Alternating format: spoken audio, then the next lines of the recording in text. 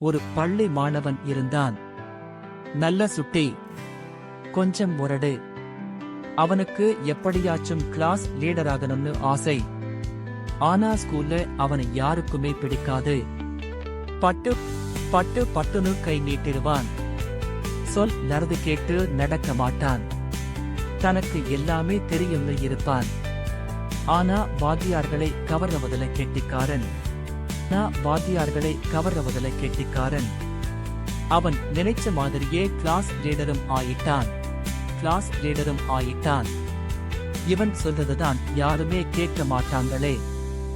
அதனால இவனை யாருமே லீடரா ஏத்துக்கல. இவன் என்ன சொன்னாலும் பேசிக்கிட்டே இருந்தாங்க.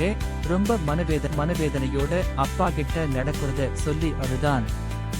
அப்பாவோ சரி சரி, இதுக்கெல்லாம் அழலாமாடான்னு சொன்னார். பிறகு உனக்கு ஒன்னுத வச்சு நடந்துக்கோ, எல்லாம் சரியா போயிரும்னு ஒரு குரல் சொன்னாரு. கருவியும் காலமும் செய்கையும் செய்யும் அறிவனையும் மாண்ட தமிச்சு, நாம எவ்ளோ பெரிய தலைவராயிருந்தாலும் எந்த முடிவை எடுக்கிறதுக்கு முன்னாடியும் சுத்தி இருக்க எல்லாரையும் அவங்க சூழ்நிலையும் புரிஞ்சு எடுக்கணும். நாம மத்தவங்க நலனை மதிச்சு அவர்கள் கருத்துக்களுக்கு மதிப்பு கொடுத்தாதான் மத்தவங்க நம்ம கருத்துக்கு மரியாதை கொடுத்து நம்மள தலைவரா ஏத்துவாங்க.